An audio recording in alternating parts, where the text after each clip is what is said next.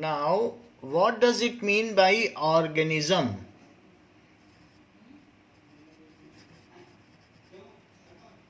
So which topic are we doing? It is the fundamental unit of life. So, organism क्या है? Any life form which can live या sustain life independently.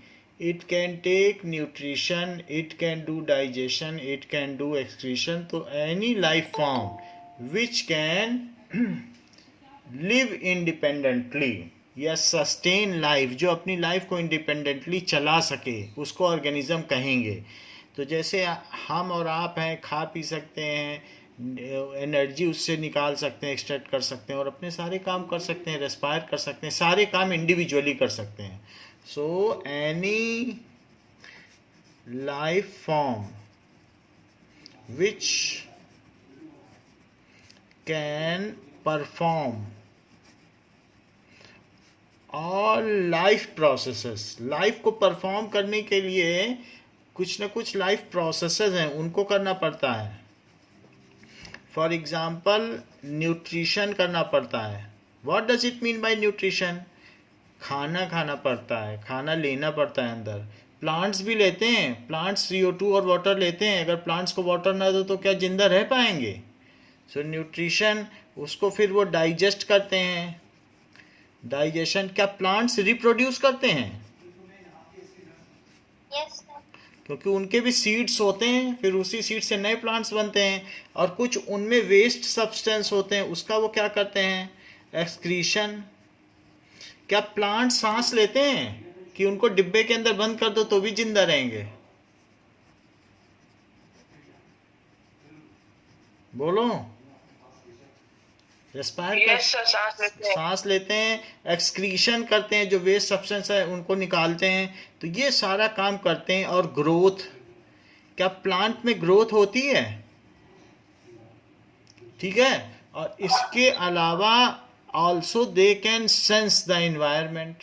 किसी भी environment में अगर उनके कुछ परिवर्तन होता है, कभी सनफ्लावर को देखा है? जिधर सन होता है उसी की तरफ उस फूल का मुंह होता है. शाम होते होते उस फूल का मुंह दूसरी तरफ हो जाता है. तो इस तरीके से ये सारी चीज करते हैं. So any life form which can perform all life processes is called an organism.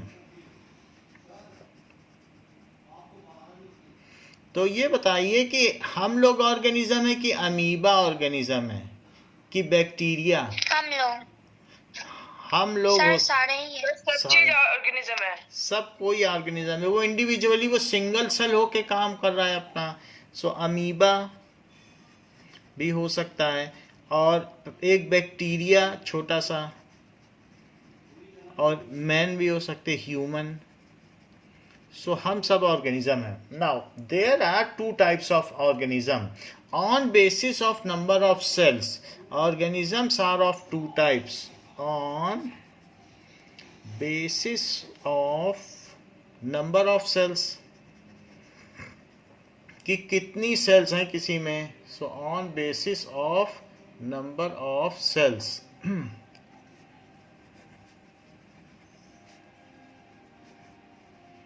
organisms are of 2 types. कौन कौन से हो सकते हैं? क्या मल्टी सेलुलर और हाँ बिल्कुल ठीक. Unicellular organism. Yes sir, unicellular और multi. Unicellular organism. So those organisms which are single celled, these organisms which are single celled. क्या आपने अमीबा और पैरामीशियम का वीडियो देखा? हमने दिखाया कि कैसे अमीबा पैरामीशियम को Yes, खाए. sir. Yes. हाँ. So these organisms which are made up of single cell, made of single cell, are unicellular perform. Unicellular organism, they also perform all basic functions of life, वो भी सब काम करते हैं जैसे हम लोग करते हैं. दे ऑल्सो परफॉर्म या they perform all basic functions of life, सभी काम करते हैं, उनमें भी वो सब कुछ होता है. क्या अनुराग मुझे कुछ 3 एग्जाम्पल्स बता सकते हो यूनिसेलुलर ऑर्गेनिज्म का? सर एमोइबा, हाँ पैरामीशियम, हाँ ठीक है. पैरामीश, Chlamydomonas. अच्छी जानकारी रखते हो. क्लेमाइडोमोनास और बैक्टीरिया, Bacteria. ये सब हो सकते हैं. नाउ जब इन्होंने बता ही दिया है क्लेमाइडोमोनास, तो हम ये बात देख भी लें कि व्हाट आर क्लेमाइडोमोनास. ओके, सो ना क्लेमाइडोमोनास,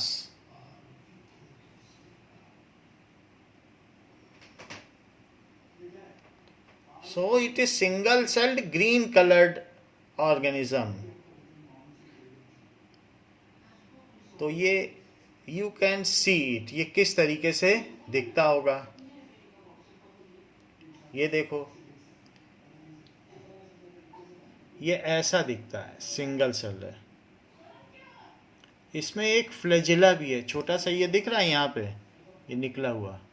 तो फ्लैजिला और क्लियर देखना है तो ये देखो, अभी कुछ कुछ दिखा, दो फ्लैजिला है, डाइनोफ्लैजिलेट है. यस सर, दो वो उसके सेंस सर ये पानी में रहता है. हाँ पानी में है, गंदे पानी में रहेगा. तो ये क्लेमाइडोमोनास, दो दिख रहे हैं कि नहीं? दो, हल्के से ध्यान से देखोगे तभी sir. दिखेगा, दो. तो बहुत अच्छी बात बताई है सूर्यकांत ने. ये कई भी हो सकते हैं एक साथ, लेकिन सिंगल ही रहते हैं. सो दिस इज क्लेमाइडोमोनास हो सकता है, और भी हो सकते हैं, यूग्लिना भी हो सकता है. कभी कभी ये ग्रुप में भी रहते हैं, लेकिन है सिंगल ही, अकेले अपना काम करते हैं, तो सिंगल है. ठीक है. तो यूनिसेलुलर ऑर्गेनिज्म में जैसा कि सूर्यकांत ने बताया कि क्लेमाइडोमोनास हो सकता है और यूग्लिना, कुछ यूग्लिना भी हो सकते हैं. नाउ यू कैन सी, ये थोड़ा सा इस तरीके के ऐसे, तो सच आर यूग्लिना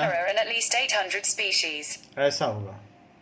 खैर ये तो आपके नेक्स्ट चैप्टर में यूग्लिना बना भी हुआ है, पेज नंबर 84 में. अमीबा भी बना हुआ है, 84 में सब बने हुए हैं.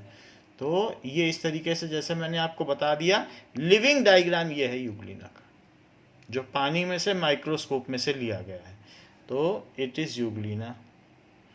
या ये देख लो, कुछ दानेदार सा लगता है यूग्लिना. ओके. तो अब हमारे पास कुछ नाम आ गए हैं कि कौन कौन से सिंगल सेल्ड हैं. वो कौन कौन से हो गए? Paramecium, Chlamydomonas, Euglena. बैक्टीरिया भी बताया था, बैक्टीरिया तो माही ने बता दिया. अब देखो मल्टी सेलुलर ऑर्गेनिज्म. क्या प्रार्थना आप मुझे 3 मल्टी सेलुलर ऑर्गेनिज्म के नाम बता सकती हैं जो बहुत सारे सेल के बने हों? सर तो कैमरा ऊपर कर लीजिए, नीचे कर लीजिए. हाँ बोलो.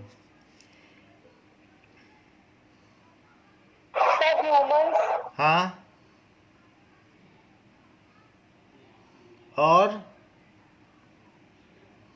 कार्तिक बताओ.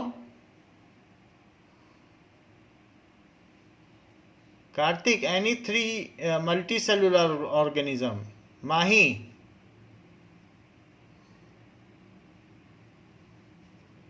M I audible now?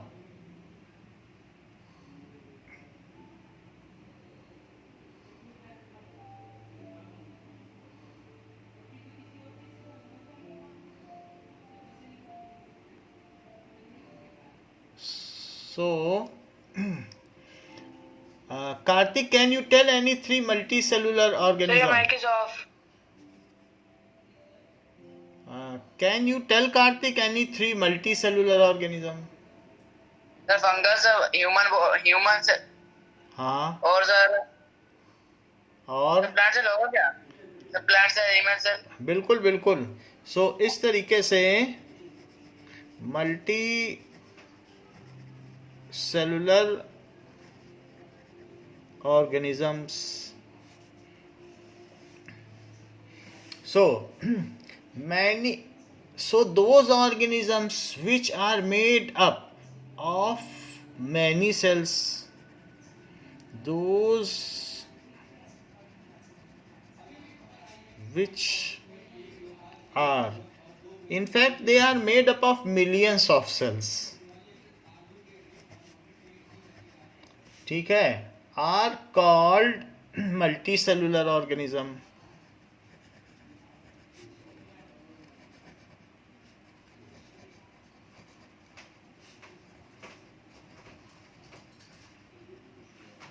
ठीक है, these are having, इनमें क्या क्या होगा,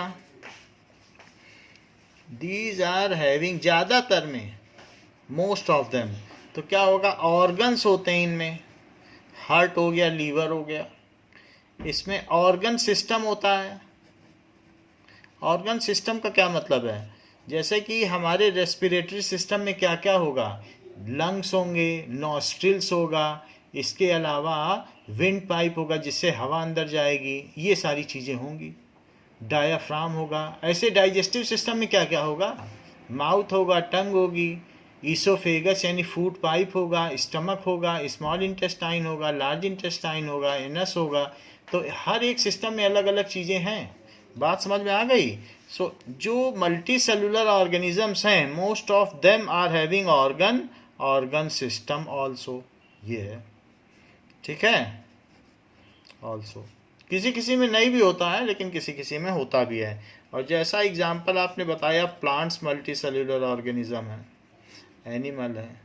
सो सम ऑफ दीज हैविंग, ऐसे दीज आर हैविंग ना लिख करके आप लिख लें, some of these are having,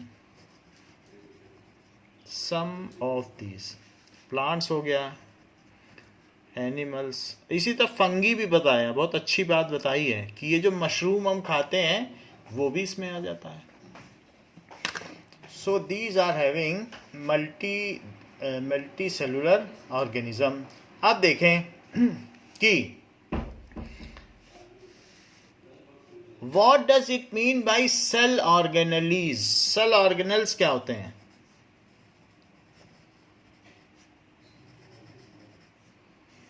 so within cell there are very tiny organs, बहुत छोटे छोटे. जैसे हम लोगों में लीवर है, ऐसे सेल के अंदर भी बहुत चीज़ें होती हैं. सेल के अंदर माइटोकॉन्ड्रिया होता है, प्लास्टिड्स होते हैं, गोल्जी apparatus होता है, इसी तरीके से लाइजोसोम्स होते हैं. So cell is having tiny organs. These organs perform specific function. सबका अलग अलग काम है, ये नहीं कि सब एक ही काम करें. माइटोकॉन्ड्रिया जैसे पावर हाउस एनर्जी बनाता है, गोल्जी ऑपरेटस पैकिंग करता है, इसी तरीके से एंडोप्लाज्मिक रेटिकुलम में प्रोटीन बनता है और वहाँ पर लिपिड बनता है. लाइजोसोम बस्ट हो जाता है और वो डेब्रीज को खा जाता है, सेल में जो कूड़ा कचरा है उसको जब डाइजेस्ट कर देता है.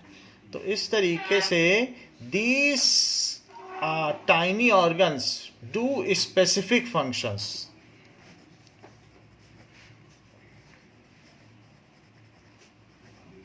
do भी लिख सकते हो या परफॉर्म भी लिख सकते हो.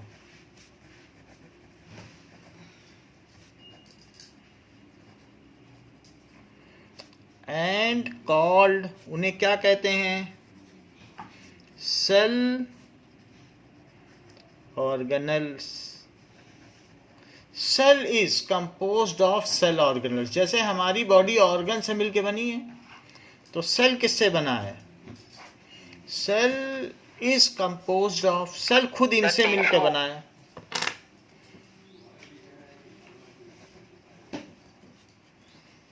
Of cell organelles. तो जो सेल ऑर्गेनल्स हैं वो कौन कौन से हैं. नाउ पहला सेल ऑर्गेनल है प्लाज्मा मेम्ब्रेन. दीज आर देखो पेज नंबर 59 से शुरू है कि कौन कौन से सेल ऑर्गेनल्स हैं और लाइन से है बिल्कुल। पहला है प्लाज्मा मेम्ब्रेन। तो किसी भी सेल में, जैसे कोई एक सेल है, हम एनिमल सेल ही ले लें या प्लांट सेल कोई भी ले लें, तो इसकी जो आउटर मोस्ट वॉल है जो किसी तरीके से डबल लेयर्ड है, and it controls the entry and exit of material, जो इस बात की निगरानी रखती है कि सेल के अंदर कोई गलत चीज ना जाए, कोई बैक्टीरिया ना जाए, तो कोई कैमरा थोड़ा सा नीचे करेंगे। हाँ कोई पैथोजन ना जाए, तो उस चीज को कहते हैं plasma membrane. It is double layered membrane made of, किसकी बनी है? प्रोटीन एंड लिपिड, प्रोटीन और लिपिड की बनी हुई है, made of protein and lipid. और इसका नाम क्या है? प्लाज्मा मेम्ब्रेन और सेल मेम्ब्रेन। सेल मेम्ब्रेन भी लिखा है, सही बात है, सेल मेम्ब्रेन बुक में लिखा हुआ है। सो प्लाज्मा मेम्ब्रेन और सेल मेम्ब्रेन, तो सेल का सबसे आउटर मोस्ट है जो इसको कंट्रोल करता है। अच्छा, इसका दूसरा सेल ऑर्गेनल क्या है?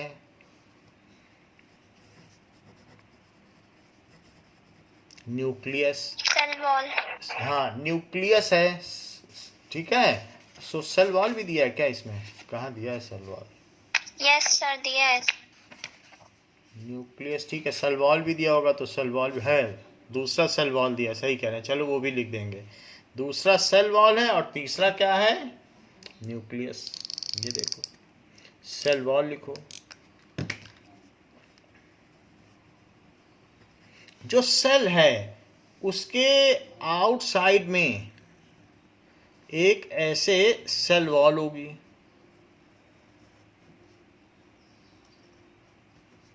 ऐसे सेल वॉल। तो वो क्या करेगी कि कभी भी, जैसे कि ये सेल वॉल है, अब ये इसमें अगर आप देखें तो ये एक सेल है, ये सेल है, प्लांट सेल है कि नहीं, ग्रीन कलर की, और ये सेल वॉल है। ये सेल वॉल देखो मैंने हटा दी, ये हट गई सेल वॉल। ये सेल वॉल यहाँ से हटा दें तो ये हट गई सेल वॉल। तो ये चारों तरफ इसकी सेल वॉल है। फिर भी सेल वॉल हटा देंगे तो प्लाज्मा मेम्ब्रेन है इसके अंदर। तो एनिमल में ये, अब ये सिर्फ सेल रह गया और ये प्लाज्मा मेम्ब्रेन है। लेकिन अगर इसमें देखें तो चारों तरफ ये लगा दें, तो अब प्लांट में पानी अगर जाएगा, तो प्लांट में अगर मान लीजिए पानी भर गया, तो क्या प्लांट की लीफ तो पानी एब्जॉर्ब करेंगी? जैसे अनुराग से कहा जब प्लांट में पानी डालो तो वो जा करके वहाँ 2 बाल्टी पानी डाल देंगे और माही 1 मग डालेंगी, तो प्लांट तो फूल जाएगा। किसी दिन ऐसा भी हो जाएगा फूलते फूलते, क्योंकि पानी एब्जॉर्ब कर लेगा, तो क्या वो फट जाएगा कि सेल वॉल उसे फटने से रोक लेगी? It will not allow to burst the plasma membrane, क्योंकि पानी अगर भर जाए तो अल्टीमेटली, किशमिश को पानी में डालो तो क्या अंगूर बन जाती है? Yes sir. हाँ, अगले दिन तक वो अंगूर बन जाती, पूरी तरह फूल जाती है। तो अगर उसमें सेल वॉल ना होती तो क्या वो बस्ट ना हो जाती बिल्कुल? किसने उसे बचाया? Yes sir. सेल वॉल ने। सो सेल वॉल, कभी कभी अगर प्लांट को पानी नहीं मिलता तो ये अंदर वाली चीज सिकुड़ जाएगी, लेकिन सेल वॉल उसके शेप को क्या है कि बनाए रखेगी, और ऐसा नहीं होगा कि अंदर की चीज का पानी पूरा सूख गया, वैक्यूल का सूख गया, साइटोप्लाज्म भी थोड़ा कम हो गया, लेकिन इसके शेप को कौन बनाए रखेगा? Cell wall. जैसे खीरे को पानी ना दिया जाए तो कुछ दिन में उड़ने लगेगा खीरे का पानी, तो वो खीरे का अंदर की सेल के अंदर, सेल वॉल के अंदर जो सेल्स हैं वो तो सिकुड़ जाएंगी, थोड़ा थोड़ा ढीला भी हो जाएगा खीरा, लेकिन फिर भी उसके शेप को कौन मेंटेन करेगा? Cell wall. Cell wall is that which prevent the swallowing of cell, and it also maintains the shape of cell। ये सारा काम सेल वॉल का है। जैसे कि हमने इसमें सेल वॉल देखी, तो ये सेल वॉल ऐसी ही थी कि नहीं जैसे हमने बनाई? देखो इसमें बनाई है कि नहीं? Yes sir. तो इसके आउटसाइड में क्या होगा? जो दूसरा अभी माही ने बताया, सेकंड सेल ऑर्गेनल क्या बताया? That is cell, cell wall. तो इसका नाम लिखो, cell wall. Excuse me, sir. हाँ बोलो। Sir, it has also pores, no? That are known as pits. Yes, that we will see in case of cell wall. What are the various parts in detail that we will see. And the third one is, तीसरी चीज क्या है? The nucleus. Nucleus. Nucleus को भी एक important cell organelle कहा गया है। So this is nucleus. Nucleus के अंदर छोटा सा न्यूक्लियोलस है, बट वो न्यूक्लियस का अपना ऑर्गन है, वो इसके सेल ऑर्गन्स में नहीं आएगा।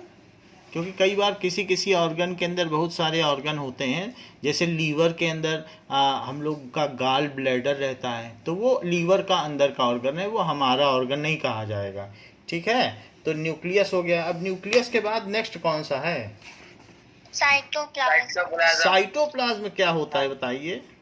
सर वो जो सर लिक्विड होता है ना सर, सेल हाँ, the liquid in which various cell organelles float. तो इसके अंदर एक फ्लूइड भरा हुआ है, उसको कहेंगे साइटोप्लाज्म। ये फ्लूइड है, इसके अंदर भरा हुआ है, उसमें सब तैरते रहते हैं कि आवाज होती रहती है, खटखट खटखट। वो आपस में टकराएंगे क्या? तो आपका जो ब्रेन है, ब्रेन भी फ्लोट करता है, मालूम है? ये जो आपके स्कल के अंदर ऊपर जो आपका सर है, उसमें एक स्कल है, खोपड़ी, उसके अंदर ब्रेन है, वो फ्लोट करता है, वो टकराता नहीं है। अगर आप गिर भी गए तो वो फ्लोट करते हुए धीरे धीरे वहाँ तक पहुँचेगा। नहीं तो अगर ब्रेन को जरा सा भी जर्क लगे ना तो आदमी पागल हो जाए। तो it is brain is a floating organ. जैसे किसी बैलून के अंदर एक छोटी सी गोली डाल दो प्लास्टिक की, फिर बैलून कितना भी हिलाओ तो क्या उस प्लास्टिक की गोली को जर्क लगेगा? पानी भर लो उसमें।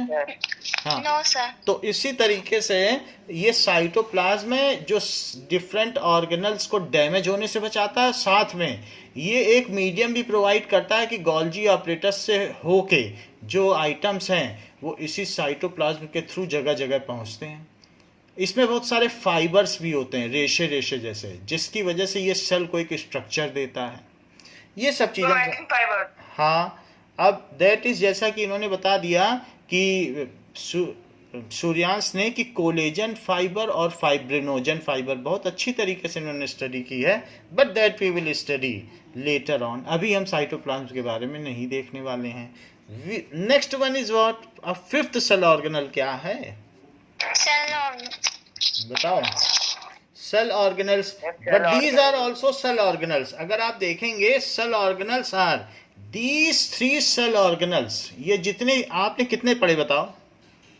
साइटोप्लाज्म ये 4 पढ़ लिए। ये प्रोकैरियोटिक में भी होंगे, और अब जो पढ़ने जा रहे हैं वो एडिशनल हैं। वो किस में होंगे बताओ? यूकैरियोटिक, जो सेल वेल डिफाइंड होगी। ये सारे तो सभी में होंगे। हाँ, न्यूक्लियस नहीं होगा, उसमें क्या होगा? न्यूक्लियोइड। न्यूक्लियस भी हो सकता है। अब बताओ, जो प्रोकैरियोटिक है जैसे बैक्टीरिया हमने दिखाया, तो उसके अंदर न्यूक्लियस नहीं है, लेकिन एक तरीके का अंदर उलझा हुआ डीएनए तैरता रहता है, उसके ऊपर कोई मेम्ब्रेन भी नहीं। वो जो अंदर वाला दिख रहा है ना, उसको कहते हैं न्यूक्लियोइड। क्या कहते हैं? न्यूक्लियोइड। ये वेल डिफाइंड सेल नहीं है, इसलिए इसे प्रोकैरियोटिक सेल कहते हैं। This is not a well defined, क्योंकि इसके अंदर सेल ऑर्गेनल ही नहीं है। Most of the cell organelles are absent. इसमें सिर्फ क्या क्या है? आउटर की सेल वॉल है, फिर क्या है? प्लाज्मा मेम्ब्रेन है, न्यूक्लियोइड है और साइटोप्लाज्म। सिर्फ 4 चीज़ें हैं, इसीलिए 4 को अलग से पढ़ाया गया।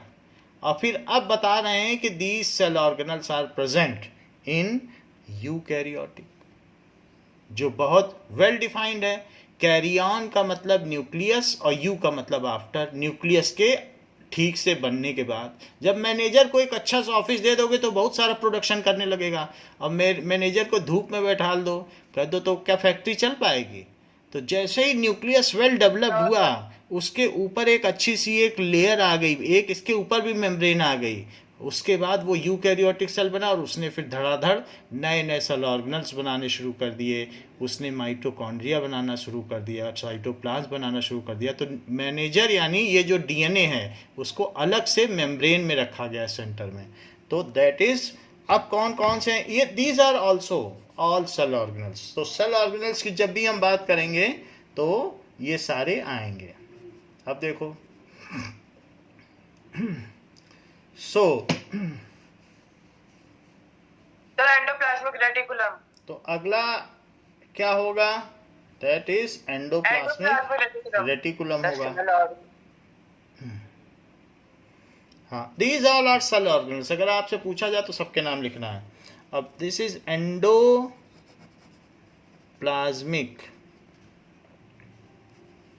सर सेल ऑर्गेनीज नहीं होगा क्या? रेटिकुलम। सेल ऑर्गेनल हमने शुरू में लिख दिया। सेल ऑर्गेनल का मतलब है सेल के टाइनी ऑर्गन। तो ये सब क्या सेल के टाइनी ऑर्गन हैं? हाँ, ये भी हैं और ये भी हैं, लेकिन ये सब किस में पाए जाएंगे? ये एसेंशियल हैं, इनके बिना सेल नहीं बन सकता। और ये ऑप्शनल हैं जो कि यूकैरियोटिक में पाए जाते हैं, जो हम लोगों में पाए जाते हैं। समझ में आई बात कि नहीं? और किसमें किसमें पाए जा सकते हैं? जो भी वेल डेवलप्ड कॉम्प्लेक्स ऑर्गेनिजम्स हैं, और ये सिर्फ बैक्टीरिया में पाए जाते हैं, ये 4 सेल ऑर्गेनल्स। तो सेल ऑर्गेनल्स जो लिखा गया है ना, वो अलग से सेल ऑर्गेनल्स नहीं है। इट इज सर मियोसिस क्या होता है? बोलो, बोलिए। सर मियोसिस क्या होता है? माइटोसिस और मियोसिस अभी हम देख लेंगे। आपके में लास्ट पेज में बना हुआ है ना, माइटोसिस और मियोसिस। बताइए कहाँ पर लिखा है?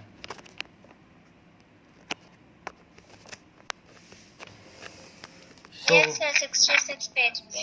तो हम उसको जब आएगा तो उसको देखेंगे कि क्या चीज़ है। ओके, अब देखो। सो नाउ इतनी बात पता चल गई हम लोगों को कि 4 सेल ऑर्गेनल्स के नाम पता चल गए कि कौन कौन से होते हैं। Now next is endoplasmic reticulum. फिर नेक्स्ट कौन सा है? Sir Golgi apparatus। गाल्जी apparatus. गाल्जी apparatus. Next sir lysosomes. Lysosome. Lysosome हो गया, ठीक है। अब इसके बाद अगला कौन सा है? माइटोकॉन्ड्रिया। That is mitochondria. जैसा कि प्रार्थना ने बताया, इट इज माइटोकॉन्ड्रिया।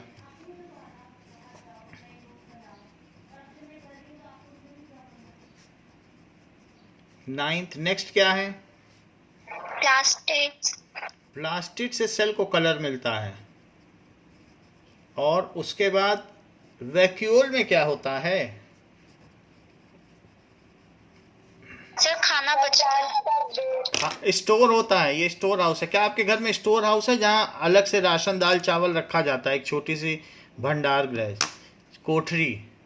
सो उसी तरीके से वैक्यूल्स है जहाँ स्टोर करा जाता है राशन को।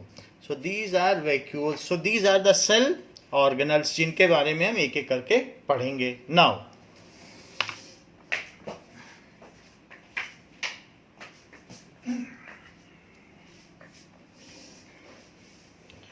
So let us first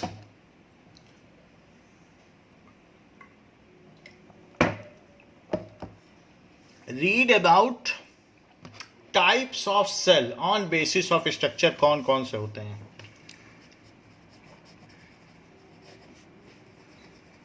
On basis of structure। हाँ,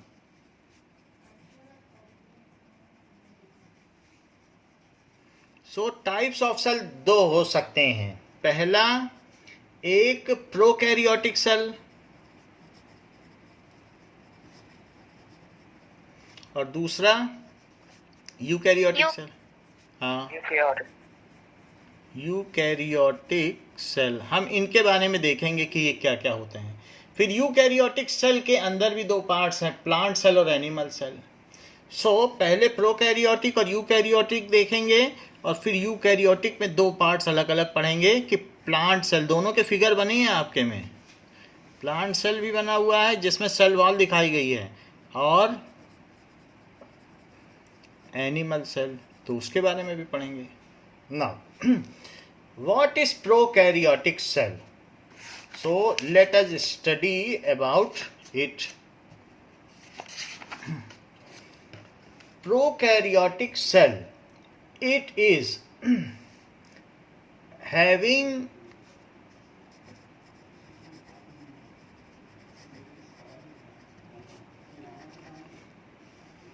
these are primitive cells,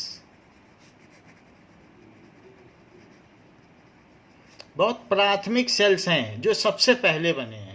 Probably formed earliest, these are earliest life forms हैं, इनसे पहले कोई नहीं आया होगा। So probably these are, और प्रिमिटिव का मतलब ही होता है प्राथमिक, इनसे पहले कोई भी नहीं आया हो। These are earliest life forms which can live in extreme harsh condition, जो कि extreme harsh condition में भी रह सकते हैं, जैसे कि they can live in -90 to +170 degree Celsius, यानी कि इतने में रह सकते हैं। So life forms which also can survive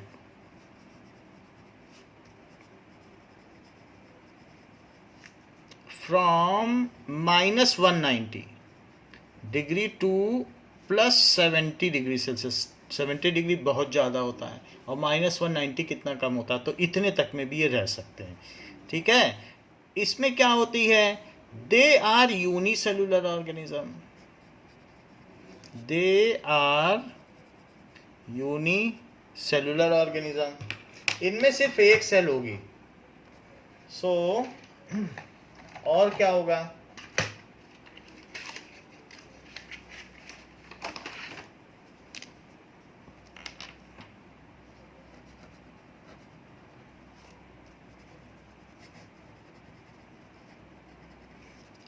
ठीक है, यूनिसेलुलर ऑर्गेनिज्म, और इसका नाम क्या है, prokaryotic, whose nucleus is not well defined, जिसमें न्यूक्लियस वेल डिफाइंड नहीं है, नॉट वेल डिफाइंड। इसका मतलब क्या है, प्रो और प्लस कैरियन, यानी बिफोर, और प्लस न्यूक्लियस, प्रो का मतलब बिफोर होता है, और कैरियन का क्या मतलब होता है, न्यूक्लियस। तो जिनमें न्यूक्लियस ठीक से बना ना हो, ऐसे organism, before nucleus. So there nucleus is not well defined, it is not covered with nuclear membrane. जैसे कि न्यूक्लियस में आपने देखा था, न्यूक्लियोपोर था, एक वीडियो पिछली बार दिखाया था, और उसी न्यूक्लियोपोर के अंदर फिर गए थे वो, और पूरा न्यूक्लियस दिखा रहे थे, छोटे छोटे छेद होते हैं न्यूक्लियस में, देखा था कि नहीं, वो उसकी अपनी एक मेम्ब्रेन थी। Yes sir. तो वो न्यूक्लियस की मेम्ब्रेन थी, उसे न्यूक्लियस मेम्ब्रेन कहते हैं, लेकिन इसमें ऐसा कुछ नहीं होता। सो they lack nuclear membrane.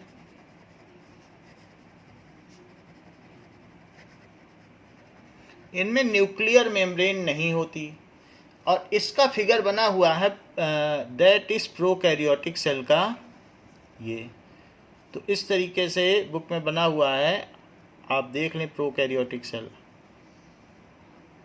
And इसके बीच में ये इस तरीके का डीएनए है, जेनेटिक मटेरियल है, जो ट्रांसफर करता है characters from one generation to other. और इसमें इस तरीके से ये फ्लैजुला है, ये देखिए, और छोटे छोटे पाइला निकले रहते हैं, ये पाइलस भी कह सकते हैं, जिसको लोकोमोशन में मदद करते हैं।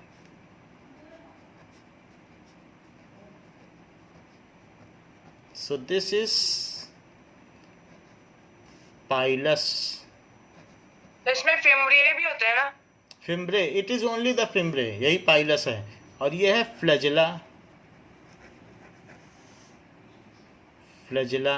अच्छा एंड ये द क्या है? मेसोसोम? ये क्या है बीच में? ये जेनेटिक मटेरियल है, डीएनए।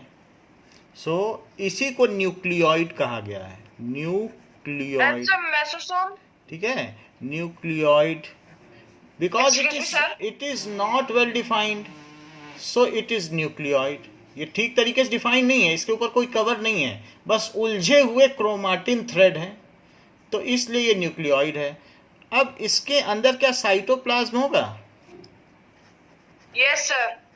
साइटोप्लाज्म होगा। और राइबोसोम का क्या मतलब है? राइबोसोम का काम क्या है प्रार्थना? Sir protein synthesis. Sir protein बनाता है। प्रोटीन बनाता है। So it is doing protein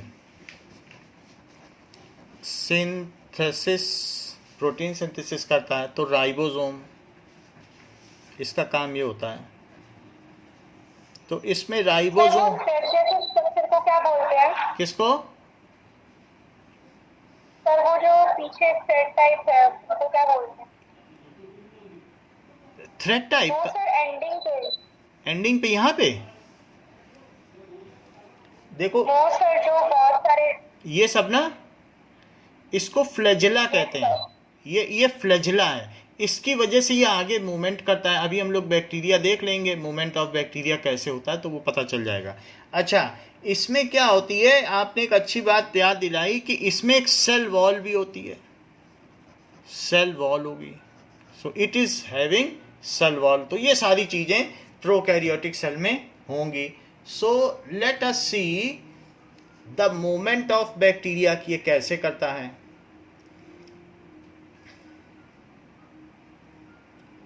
okay, now movement in bacteria.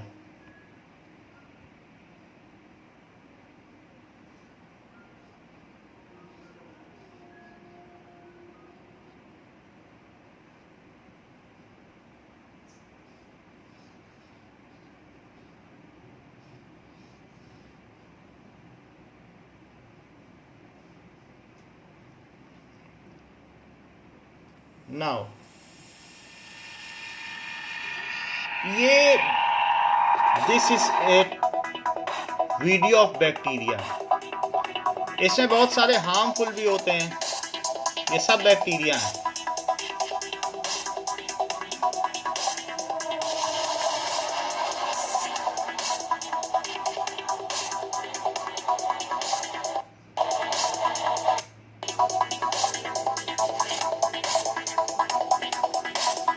These are bacteria.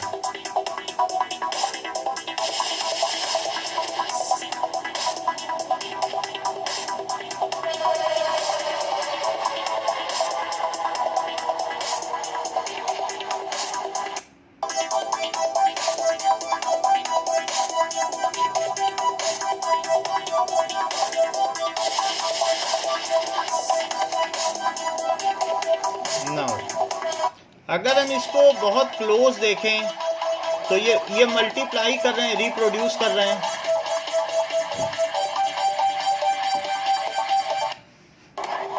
हाँ, यहाँ पे दिखाया गया। अब देखो कैसे चल रहा है, देखा कैसे चल रहे हैं? फिर से देखो, ये रिप्रोडक्शन है, 1 से 2, 2 से 4, कैसे टूट टूट के बन रहा है। बहुत जल्दी बन जाते हैं क्या? हाँ हाँ बिल्कुल। अब इनका मूवमेंट देखो,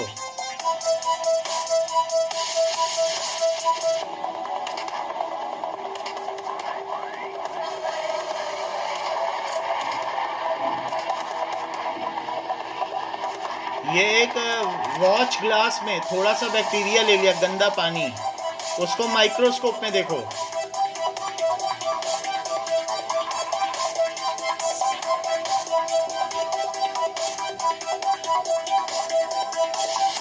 नाउ ये तो हमने देख लिया कि how the movement takes place. In bacteria, कि बैक्टीरिया में किस तरीके से मूवमेंट होता है, that we already have seen. Okay, now let us go ahead with their details, कि इनके और डिटेल्स क्या हैं. तो जैसा कि बुक में लिखा हुआ है कि इनमें कोई सेल वॉल नहीं होती है, और जो मल्टी सेलुलर ऑर्गेनिज्म होता है, मल्टी सेलुलर ऑर्गेनिज्म जिसकी बात हम कर रहे थे, जैसे ये, इसमें बहुत कुछ हमने दिखाया. क्या इसके सेंटर में न्यूक्लियोलस भी था यहाँ पर? Yes sir. Yes sir. तो लेकिन लेकिन बैक्टीरिया में तो न्यूक्लियोलस नहीं होगा. इसमें जब न्यूक्लियस ही वेल डिफाइंड नहीं है तो क्या न्यूक्लियोलस होगा? No sir. नो तो सर. इसलिए न्यूक्लियोलस इज एब्सेंट. न्यूक्लियोलस इसमें नहीं होता क्योंकि न्यूक्लियस ही वेल डिफाइंड नहीं होता है. और इसमें जो डीएनए है ये सिर्फ एक धागा है, जबकि जो इस तरीके के हम लोगों के सेल हैं, ये ह्यूमन सेल है. तो ह्यूमन सेल के अंदर मैं न्यूक्लियस को थोड़ा मैग्नीफाई करके दिखा रहा हूँ. जब डिवीज़न होने वाला होता है तो ये जो थ्रेड है ना, ये कंडेंस हो जाता है हम लोगों में, और कंडेंस होके एक एक्स लाइक स्ट्रक्चर बना देता है. बिल्कुल ऐसे हो जाता है जैसे ऊन का गुल्ला, तो वूल की तरीके से. तो ये क्रोमोजोम कहलाता है. That is condense form of DNA. वैसे तो थ्रेड है, जैसे यहाँ उलझा हुआ थ्रेड है वैसे ही है थ्रेड. देखो ये उलझा हुआ थ्रेड लग रहा है, अब वैसे ही ये भी है. लेकिन ये यहाँ पर देखो, ये 1 पेयर ऑफ क्रोमोजोम है, एक पेयर, एक मदर से मिला है और एक फादर से. ऐसे ही some other pair of chromosome. तो जो ह्यूमन है उसमें कितने क्रोमोजोम्स होते हैं ऐसे? 1 पेयर, 2 पेयर. सो ऐसे और भी होंगे, तो कितने होंगे बताइए? That is 23 pairs of chromosomes.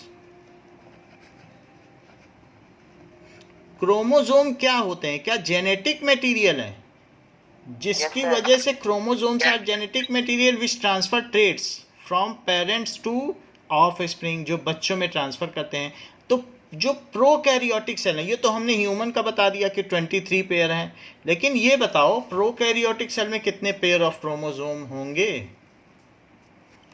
It has only 1 single chromosome, वो भी पेयर में नहीं होता, एक क्रोमोजोम होता है. इट हैज ओनली कितने क्रोमोजोम? 1.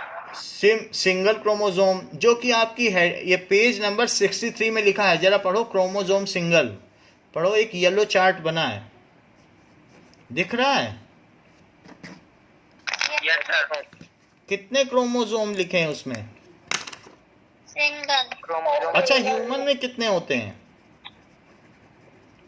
21. 23 पेयर, यानी टोटल 46 होते हैं. ये एक जोड़ा है, 23 ऐसे होंगे.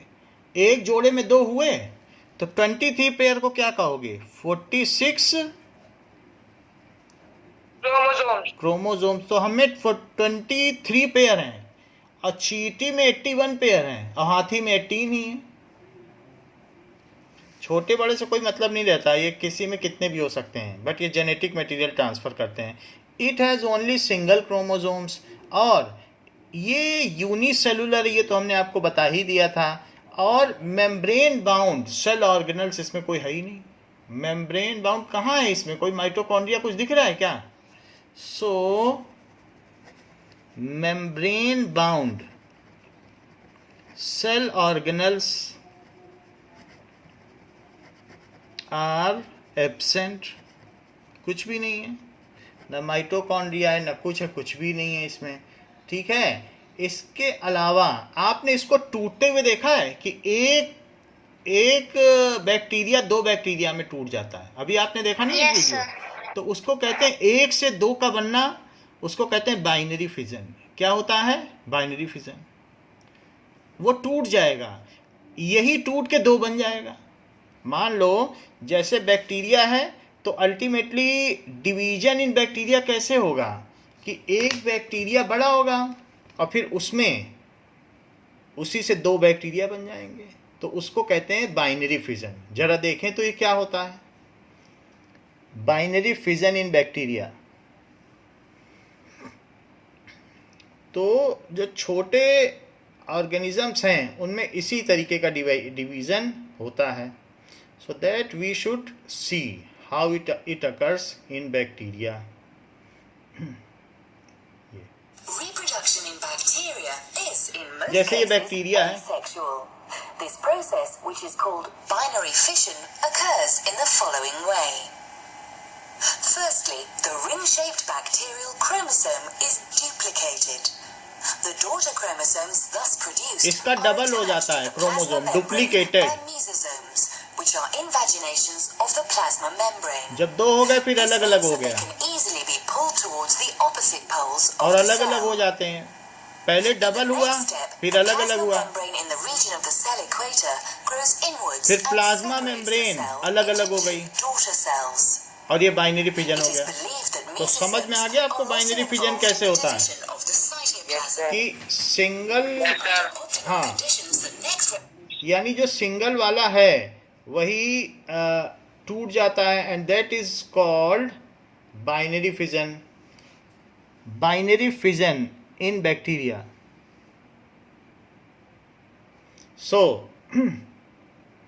that is binary fission। देखो इसमें बता दिया। Welcome back friends. In this video tutorial we'll be talking about binary fission of a bacteria. I may have taught this topic many times before. देखो इसमें दिखाया गया है,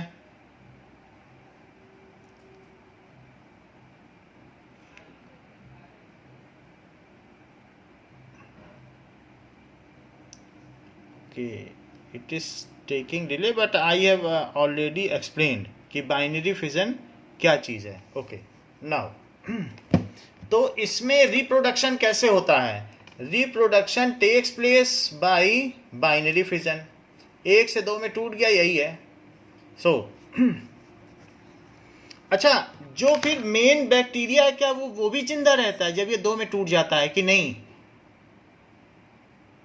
बताओ कि इट सीजेस टू, यही दो बन जाता होगा, यही टूट के दो Yes, बन गया था sir. कि नहीं? ऐसा हुआ है माही कि जब हम लोग पैदा होते हैं then our mother father ceases to exist, कि फिर उनकी मृत्यु हो जाती, वही हम बन जाते हैं। ऐसा होता है हम लोगों में? No, sir. No, sir. लेकिन इनमें ये होता है, ये मदर सेल डेड हो जाएगी, मदर सेल फिर नहीं रह जाएगी, दो डॉटर सेल बन जाएगी, ये बीच में टूट जाएगा ना, कि फिर मदर भी रहेगी और बच्चे भी रहेंगे, नहीं सर, क्योंकि फिर दो डॉटर सेल बन जाएंगी, मदर कहाँ रही? तो इसलिए, और हम लोगों में ऐसा नहीं होता है, मदर भी रहती है, बच्चे भी रहते हैं। तो इस तरीके से रिप्रोडक्शन इसमें कैसे होता है? Is by binary fission. सिर्फ इसमें टूट जाता है। ठीक है, स्क्रीन का क्या है? ठीक है, तो इसका एग्जाम्पल Yes, क्या sir. है? Yes sir. इसका एग्जाम्पल है बैक्टीरिया। कभी पानी के ऊपर काई जमी देखी है, हरे हरे रंग की? Yes, sir. तो एल्गे, यस सर। उसको कहते हैं, पानी के ऊपर की काई को शैवाल या एल्गे, Hydra. हाँ ठीक है ना, एल्गे कहते हैं। सो इस तरीके से हमने प्रोकैरियोटिक सेल जान ली। प्रोकैरियोटिक सेल के बारे में कुछ, पार्डन, इसका साइज होता है, ये बहुत छोटे होते हैं, 10 to the power -6 micrometre. So its size, ये बहुत छोटे होते हैं, its size is 1 to 10 to the power -6, या ये कह सकते हो कि 10 to the power, ऐसा लिख दो। पहले तो माइक्रोमीटर समझो क्या होता है, 10 माइक्रोमीटर, ये है इसका साइज। अच्छा, 1 माइक्रोमीटर कितना सर होता वो है? यूएम लिखा है। म्यू, इसको कहते हैं म्यू, दैट इज ऐसे लिखा जाता है। सो 1 माइक्रोमीटर कितना होता है? 1 मीटर का 10 लाखवां हिस्सा। 1 माइक्रोमीटर कितना होता है? सर वो यूएम है कि एमयू है? Mu metre, micrometer. म्यू का मतलब सर वो तो माइक्रो, फिर आपने अपने यूट्यूब बनाया ही नहीं, एम बना दिया। लिखा है ना माइक्रो और मीटर, अब इसके आगे मीटर भी लिखो तो ये माइक्रो ऐसे लिखा जाएगा। ये फॉन्ट बता रहा हूँ कैसे लिखा जाएगा। 1 माइक्रोमीटर इज 10⁻⁻6 मीटर। 1 मीटर का 10 लाखवां हिस्सा। 1 मिलीमीटर जानते हो कितना होता है स्केल में? ये बिल्कुल जो छोटा सा पार्ट है वो है 1 मिलीमीटर, इतना सा। देखा है ना आपने स्केल में, बिल्कुल छोटा सा। 1 सेंटीमीटर का 10th पार्ट। तो 1 मिलीमीटर का 1000वां हिस्सा वो है 1 माइक्रोमीटर। उसके भी 1000 पार्ट कर दो तो कितना छोटा हो गया? It is very small. या फिर 1 मीटर के 10 लाख पार्ट करो। सो ये 1 मीटर टू 10 माइक्रोमीटर है।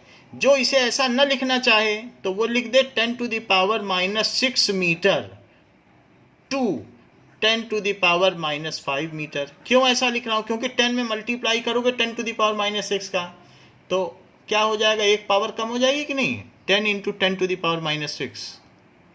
तो 10 माइक्रोमीटर कितना हुआ?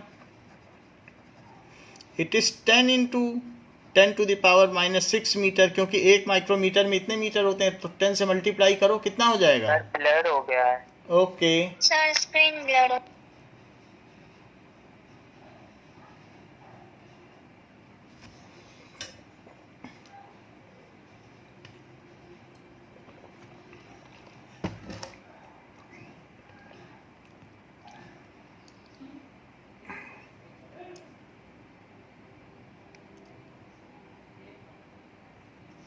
नाउ अब जरा देखो कि 10 माइक्रोमीटर में क्या होगा। 10 किलो आलू, यानी 10 इंटू 1 किलो आलू, 10 इंटू 1 माइक्रोमीटर। और 1 माइक्रोमीटर खुद कितना होता है? 10⁻⁻6 तो मैंने लिख दिया 1 माइक्रोमीटर की जगह इतना। अब 10 से मल्टीप्लाई करो तो पावर ऐड हो जाती है कि नहीं? एक पे 1 पावर, एक पे Yes, sir. तो कितना हो जाएगा? The -5. -5 हो जाएगा। तो इतने मीटर है। तो एक बैक्टीरिया का साइज कितना हो गया बताओ?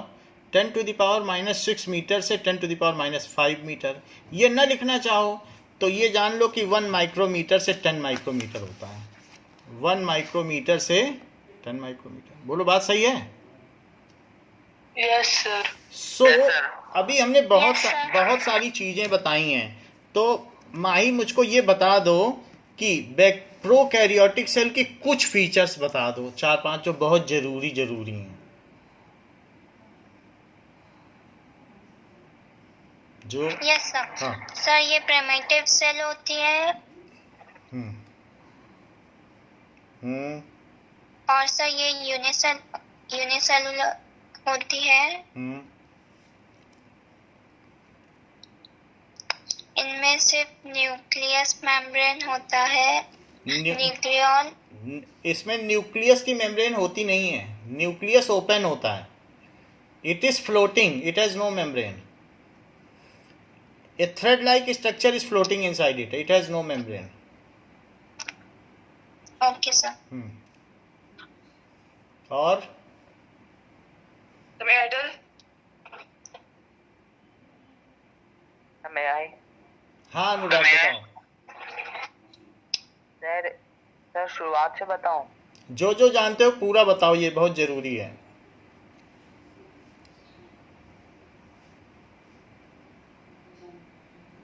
बोलो। Am I Audible?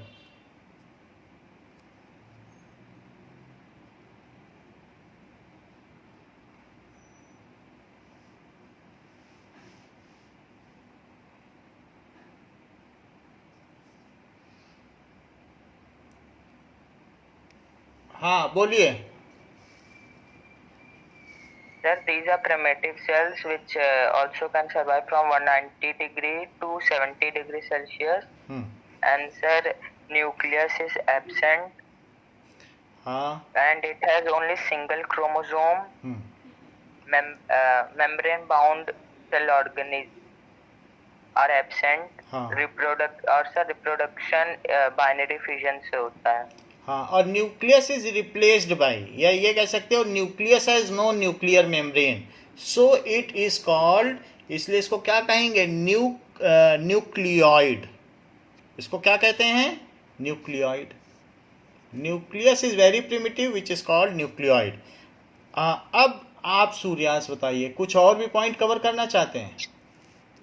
Yes, sir. बोलो क्या क्या कवर करोगे? Yes, sir. The same that Anurag says, but first of all, I will like to say that prokaryotic means, first of all, we will divide it into two parts. Pro means primitive and karyot means karyonia nucleus. Okay. Now, the next thing is they are primitive cells and they can survive from minus 190 degree to 70 degrees Celsius. Yes. They are also unicellular and they have the nucleus is absent there, or the nucleus is replaced by nucleoid. Okay. Now it has a fimbria, or you can say flagella that helps them to move it. Okay. Now they also have pillars, cell wall, but they lack nucleus, so they are also replaced by nucleoid. Okay. Now you have correctly said, and all others also have correctly said about prokaryotic cell, as you have adhered the idea of prokaryotic cell. Now we will see eukaryotic cell क्या होती है. So eukaryotic cell, it is U plus caryon, that is after nucleus. ठीक है. It is very large in comparison to prokaryotic cell, ये उससे बड़ी होती है. So it is well defined cell which has well defined nucleus.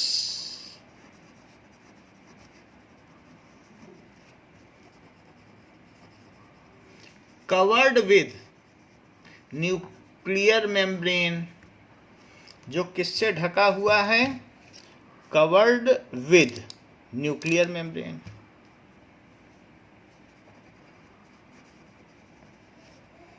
Nuclear membrane, तो nuclear membrane से ये कवर्ड है. ठीक है. It is larger than prokaryotic cell. कितना लार्जर होता होगा, आपकी बुक में कहीं ना कहीं लिखा है, अगर कोई बता सके.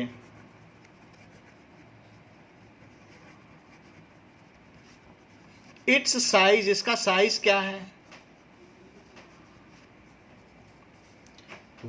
5 माइक्रोमीटर टू 100 माइक्रोमीटर. वो 10 माइक्रोमीटर तक ही था, लेकिन ये कितने तक है इसका साइज बताइए. 5 से 100 तक है. बड़ा है कि नहीं, 10 गुना. ठीक है. अब it has more than 1 chromosome. हमारे अंदर कितने पेयर ऑफ क्रोमोसोम हैं,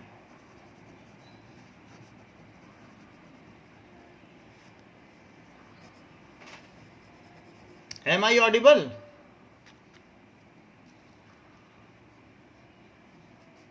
ओके. सो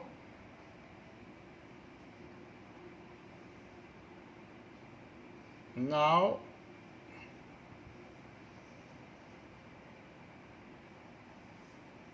ये हट क्यों जाता है रोज पर? बहुत दिक्कत कर रहा है.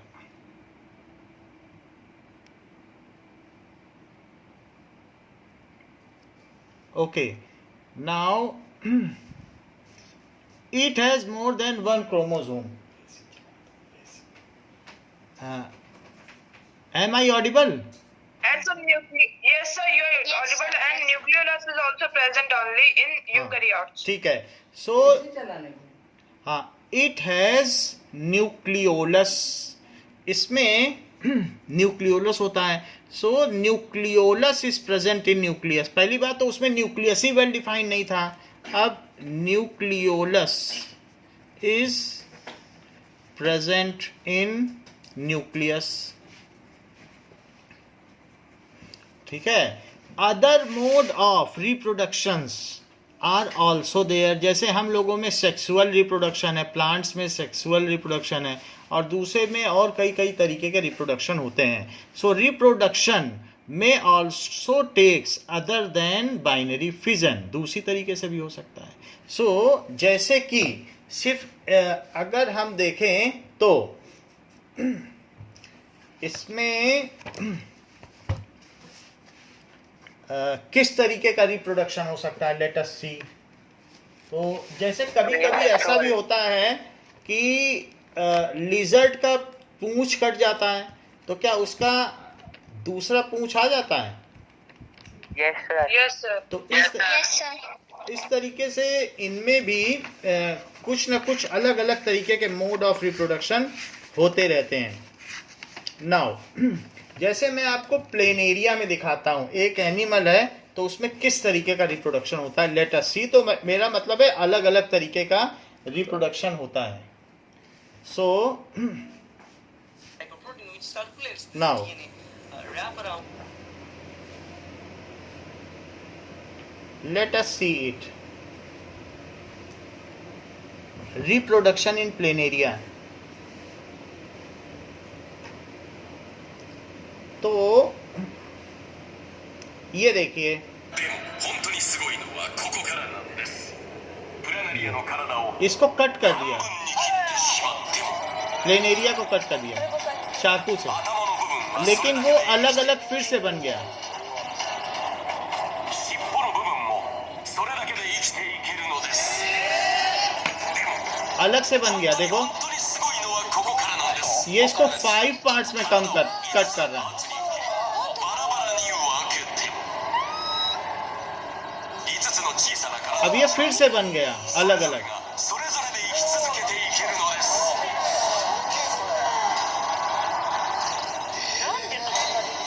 でも本当にすごいのはこれからなんです。尻尾を切られた頭だけのパーツから再び尻尾が生えてくるのです。そして時間とともにその長さを伸ばし再び元の大きさにまで戻ってしまうのです。 ये देखो पूरा हो गया कि नहीं काटने के बाद। 頭を切られた尻尾だけのパーツから Yes, sir. 頭が生え、そして目まで再生されるのです。日を追うごとに体は戻っていく。 okay, 数週間で元の体に戻っていくんです。 so we have seen that in other, हम लोगों में क्या है, दूसरी तरीके के भी रिप्रोडक्शन होते हैं। अगर उसे कट कर दो तो वो फिर से उसके जितने पार्ट्स कट करो, 4 पीस करो तो 4 ऑर्गेनिज्म भी बन जाते हैं। तो वो बाइनरी फिजन तो नहीं हुआ ना। So in this way in all of us there are other type of other than binary fission also takes place। तो ये सारी चीजें इसमें बताई गई। and it has well defined membrane bound cell organelles। इसमें एक और बड़ी बात क्या है, it has well defined membrane bound cell organelles।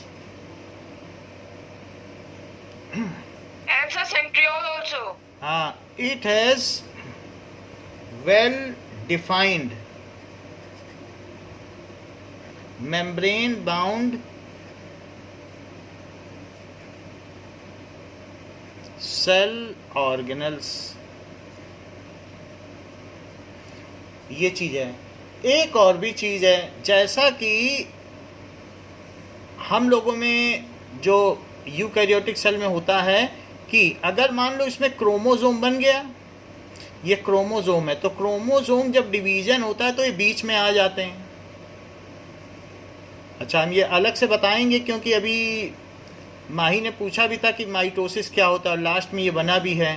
तो इसमें क्या होता है, इसके एंड पे सेंट्रियोल आ जाता है, 2 cylinder like sir structure. Organelles की स्पेलिंग गलत है। ऑर्गेनल्स की स्पेलिंग ठीक करो।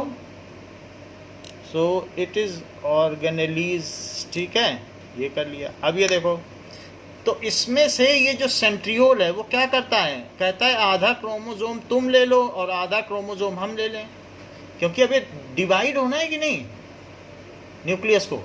तो इसलिए ये क्या होता है, ये इस तरीके से हो जाता है, और यहाँ पर जो सेंट्रियोल से बीच में ये टूट जाता है, और बीच में टूट जाएगा और आधा क्रोमोसोम इस वाले के पास आ जाएगा, एक पोल पे और दूसरा आधा क्रोमोसोम कहाँ चला जाएगा?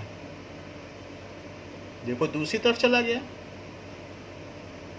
तो इस तरीके से ये, तो इस तरीके से इनमें होता है। पहले जुड़े थे। सर ये है क्या? ये क्रोमोसोम है, जेनेटिक मटेरियल। तो ये एक सेल है। ये क्या है बताइए? सेल। अब देखो सूर्यांश हर चीज जानते हैं, वो जान रहे हैं ये सेंट्रियोल है। हम लोगों के जानने से पहले ही उन्होंने बता दिया कि सेंट्रियोल नहीं है उसमें और इसमें है। कैसे जानते हैं? सूर्यांश कैसे जान रहे हैं कि ये स्पिंडल्स है? उनको कैसे पता माइटोसिस क्या होती है? बिकॉज पहले से ही पढ़ रखा है। तो उन्होंने बताया कि ये सेंट्रियोल है।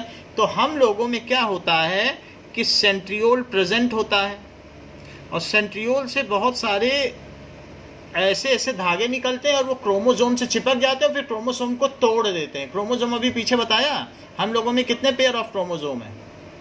23 है। तो वो 23 क्रोमोसोम जब डिवीजन होने वाला होगा, क्या है? क्या सर आपने बोला तो 46 तो पेयर 23 पेयर है और 46 क्रोमोसोम है। तो वो जितने भी 46 क्रोमोसोम हैं, हमें 23 अपनी माँ से मिले हैं और 23 अपने पिता से मिले हैं। तो 46 क्रोमोसोम्स हैं। ये सब सेंटर में आ जाएंगे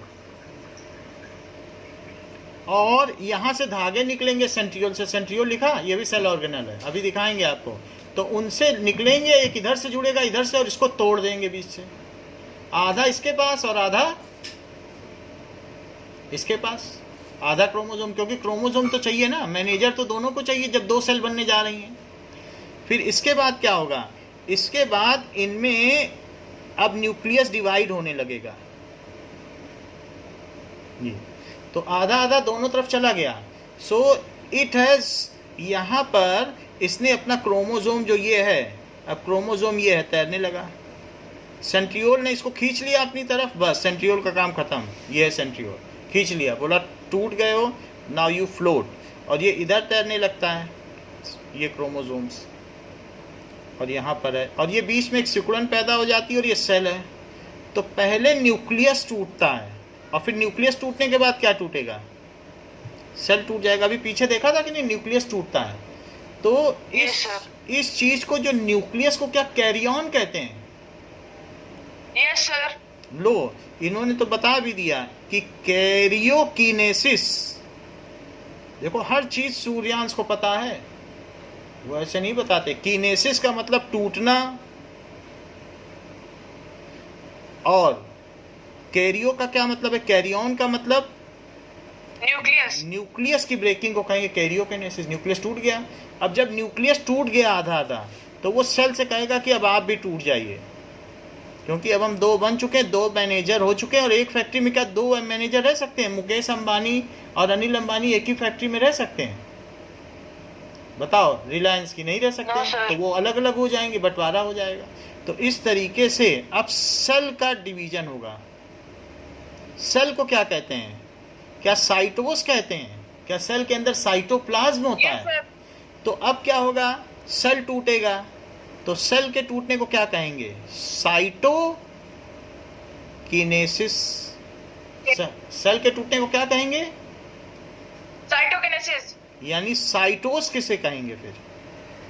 सेल को। हाँ, साइटोस कहते हैं सेल को, उसीलिए उसके लिक्विड को कहते हैं साइटोप्लाज्म। अच्छा, तो ये दो सेल बन गए। तो इनमें भी बाइनरी फिजन हुआ, लेकिन उस बाइनरी फिजन में मदद किसने की? क्या सेंट्रियोल ने की है? क्या सेंट्रियोल ने पकड़ के उनको खींचा है क्रोमोसोम्स को? Yes sir. तो बताओ कि यूकैरियोटिक सेल में क्या सेंट्रियोल प्रेजेंट होता है? Yes sir. लो, इतनी सारी चीजें सूर्यांश को पहले से पता थी और हम लोग वहीं पर डिस्कस कर रहे थे। So centriole is present in, किसमें प्रेजेंट होता है? Animal cells. Eukaryotic cell. Centriole. Excuse me sir. हाँ sir, but it is only present in animal cell ना, नॉट इन प्लांट सेल्स। वो हम देख लेंगे बाद में। Eukaryotic cell. ओके, बात समझ में आ गई? सो नाउ अब हम आगे इसी में आगे बढ़ेंगे। प्रोकैरियोटिक सेल और यूकैरियोटिक सेल में डिफरेंस देखेंगे। ये बात आपकी सही है कि यूकैरियोटिक सेल में भी खास तौर पे वो किस में प्रेजेंट होता है? Animal Animal. सेल में। अब जरा देखो यूकैरियोटिक सेल के बारे में कार्तिक कुछ बताओ। So may I? सर एक बार आप सर वो पेज ऊपर कर दीजिए। तो ये दो सबसे पहले हम बीच से न काटेंगे, फिर जो यूकैरियोटिक का मतलब होता है आफ्टर न्यूक्लियस।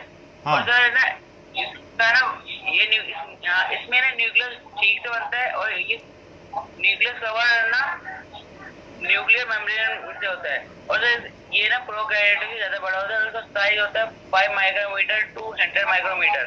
हाँ और जो एक ज्यादा क्रोमोसोम होते हैं हाँ और इसमें ना न्यूक्लियस प्रेजेंट होता है। हाँ हाँ okay. So now may I?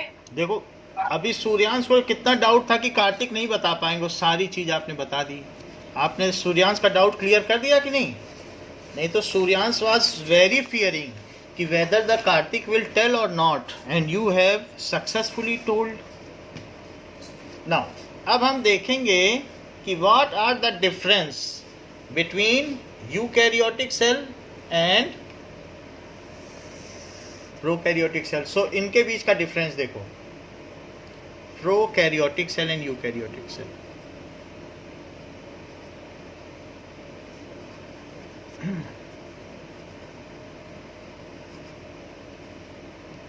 Prokaryotic और यूकैरियोटिक सेल। सो ये क्या है? It is primitive kind of cell. ये कैसा है?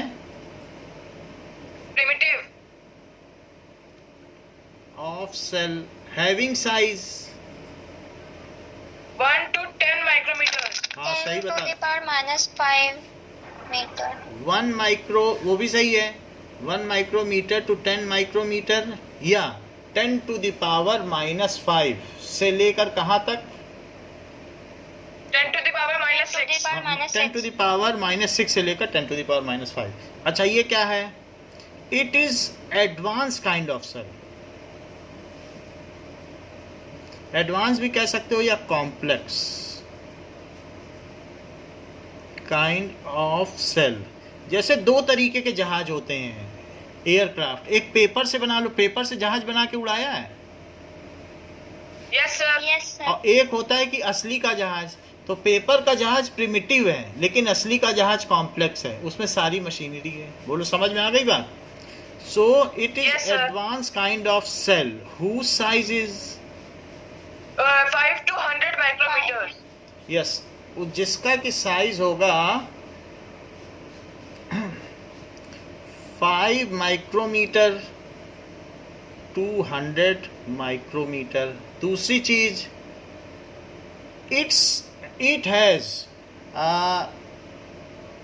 जो न्यूक्लियस है, Well defined nucleus. तो न्यूक्लियस मेम्ब्रेन बाउंड नहीं है।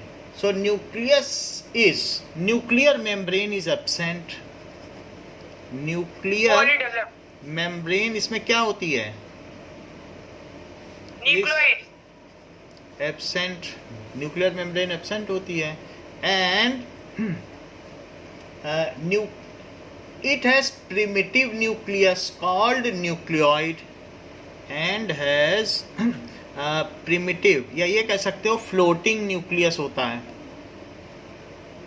या इतना ही लिख लो, and is called nucleoid। उसको क्या कहते हैं? न्यूक्लियोइड कहते हैं, सीधी सी बात है। and is called न्यूक्लियोइड बोला जाएगा। अच्छा इसमें क्या होता है कि membrane bound nucleus is present. इसमें मेम्ब्रेन बाउंड होगा। सो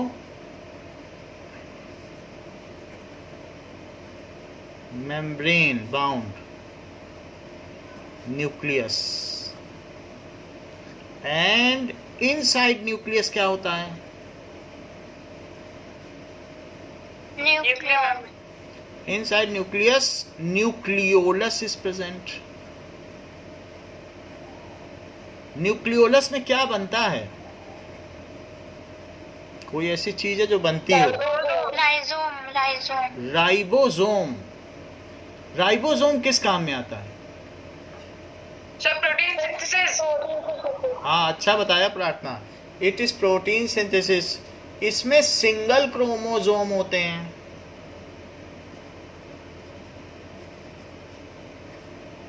सर आपने वो यूकेरियोटिक सेल में न्यूक्लियस की बात करी है। And inside nucleus, nucleolus is present. जो nucleus, nucleus inside nucleus, nucleolus is present. समझ में आई बात? न्यूक्लियोलस। No sir. जैसे इसमें क्या होता है कि कोई भी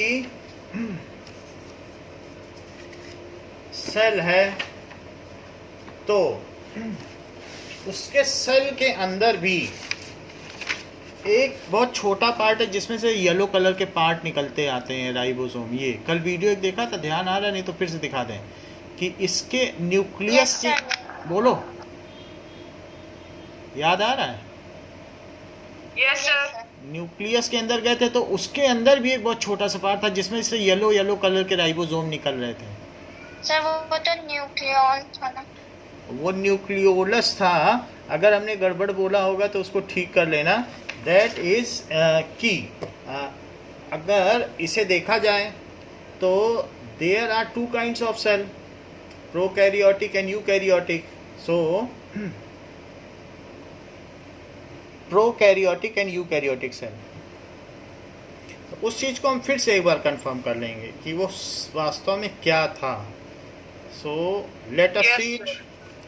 तो ये देखो,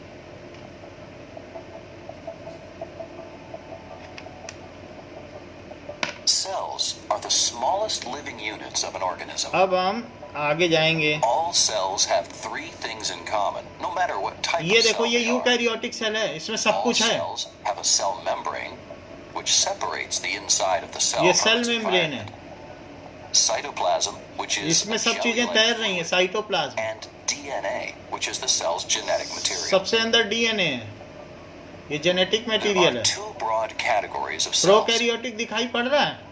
The first छोटा है category कि बड़ा? is eukaryotic cells. छोटा। They have organelles, which include the nucleus and other special parts. Eukaryotic cells are more advanced, complex cells, ये such as complex those होती हैं found in plants eukaryotic। and animals.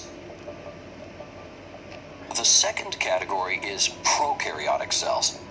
They don't have a nucleus. ये है prokaryotic. कैसे तैर रहा है genetic Do material? have genetic कि इसके material, ऊपर but membrane it's है। not contained within a nucleus. Prokaryotic cells are always या single simply, cell हाँ, or सिर्फ float कर रहा है। unicellular organisms, such as bacteria. So, what are organelles? Organelle means little organ. Organelles are the specialized parts of a cell that have unique jobs to perform. Let's start with the nucleus. the Nucleus भी एक control center of organelle the है। cell. The nucleus अब देखना, contains DNA or genetic material. ये तो genetic material हो गया। DNA dictates ये what the कंडेंस cell हो is जाएगा, going to do क्रोमोसोम बनेगा भी, and देखना। how it's going to do it. Chromatin is the tangled, spread out form of ये DNA जब उलझा है तो found inside क्रोमाटिन the कहलाता है। membrane. When a cell is ready to divide, DNA condenses into structures known as chromosomes. ये chromosome है। ये The देखो, nucleus also contains a nucleolus, which is a nucleolus. structure where ribosomes are made. बोलो, समझ में आ गया? After Yes, ribosomes leave चलो अब the आगे nucleus, देखें। they will have तो क्रोमैटिन क्या job होता है? synthesizing बोलिए। making proteins. क्या क्रोमैटिन क्या होता है? जब डीएनए उलझा है तो क्रोमाटिन कहलाता है, और जब डीएनए कंडेंस है तो क्रोमोसोम कहलाता है। उलझे को कहेंगे क्रोमाटिन, और अगर वो कंडेंस हो जाएगा तो क्या कहेंगे? क्रोमोसोम। लो, इन्हें तो पूरा पता है। सो सिंगल क्रोमोसोम, और इसमें क्या होता है कि मोर देन वन क्रोमोसोम। लीजिए, मोर देन वन क्रोमोसोम, इसमें मोर देन वन क्रोमोसोम होगा। और देखिए, और क्या चीज हो सकती है? न्यूक्लियस। हाँ, मेम्ब्रेन बाउंड सेल ऑर्गेनल्स इसमें नहीं होते। इसमें अगर आप देखने जाओगे तो इसमें कुछ नहीं मिलेगा, माइटोकॉन्ड्रिया भी नहीं मिलेगा, लाइजोसोम सेंट्रियोल तक तो मिलेगा नहीं। So membrane bound cell organelles like mitochondria, lysosome, endoplasmic reticulum, और जैसे बताया कि जिससे कलर होता है प्लास्टिड्स। प्लास्टिड्स ह्यूमंस में नहीं होते क्योंकि हमारे अंदर कोई कलर वाला काम नहीं है। प्लांट्स के फूलों में प्लास्टिड्स होते हैं, प्लास्टिड। और देखो सेंट्रियोल, सेंट्रियोल किसने बताया था? सेंट्रियोल भी तो किसी ने बताया था कि इसमें सेंट्रियोल नहीं होता, उसमें होता है। बोलो किसने बताया था? Centriole are absent. इसमें तो मेम्ब्रेन बाउंड सेल ऑर्गेनल्स कोई भी होता ही नहीं है। Only ribosome is present which floats inside. Humans का कलर क्यों डिफरेंट होता है? कलर का मतलब है कि हम लोगों में मेलानिन होता है जो स्किन के कलर को डिटरमाइन करता है। सो मेलानिन वो भी स्किन के सेल में होता है। तो मेलानिन जिसमें ज़्यादा होता है उसकी स्किन में ज़्यादा ब्लैकनेस होती है, और जिसमें मेलानिन कम होता है जैसे यूरोपियंस में, तो उनकी स्किन वाइट होती है। लेकिन मेलानिन अगर कम होगा तो स्किन कैंसर का खतरा भी ज़्यादा रहता है। तो मेलानिन ज़्यादा होने से अच्छा है। जैसे अफ्रीकन्स में मेलानिन ज़्यादा है, वो बिल्कुल काले होते हैं लेकिन उनको स्किन की कोई डिसीज़ नहीं हो सकती। तो in one way it is good. However, लेकिन जो लोग कलर डिस्क्रिमिनेशन करते हैं तो वहाँ पर यूएसए में देखो काले लोगों को मार दिया जाता है, रेड इंडियंस को, अफ्रीकन्स को। तो इसमें ओनली राइबोसोम में मुझे लगता है आई आएगा, चेक करता हूँ। ओनली राइबोसोम प्रेजेंट होता है, फ्लोट्स। किसमें फ्लोट करता है? In cytoplasm. और जबकि इसमें क्या चीज है? Membrane bound cell organelles are present. बोलो बात सही है? Yes sir. Bound cell organelles are present. अच्छा, reproduction takes place only by, इसमें क्या होता है? बाइनरी फिजन, एक सेल दो टुकड़े में बढ़ गई। Other kinds of mode of reproduction are also used. जैसे आपने देखा कट कर दिया, रीजनरेट हो गया, उसको कहते हैं रीजनरेशन। आपने देखा था प्लेन एरिया छोटा सा था, चाकू से काटा और वो फिर देखो मिनटों में बड़ा हो गया था। So reproduction takes place by binary fission. और इसमें क्या है? अदर मोड, चाहे वो एसेक्सुअल हो, काट दिया तो वो सेक्सुअल नहीं है, लेकिन पेरेंट्स मिले, अगर मतलब मदर और फादर आपस में मिल के बच्चे को पैदा करें तो उसमें कोई भी मोड्स हो सकता है, एसेक्सुअल एंड सेक्सुअल। प्लांट्स में सेक्सुअल मोड है, उसमें फ्लावर उसका सेक्स ऑर्गन है, जिससे कि उसमें क्या क्या चीज़ें होती हैं, पॉलेंस होते हैं और एग्स होते हैं, वो सब फ्लावर में ही होते हैं। तो other mode sexual and asexual are used for reproduction. तो उसमें पेरेंट्स भी बने रहते हैं और बच्चा भी बना रहता है। अब जरा देखो और भी कोई चीज़ बच रही है क्या? मुझे लगता है इनके बीच में हमने सभी चीज़ें लिखा दी हैं, बस एक चीज़। Mostly it is unicellular and mostly these are multicellular.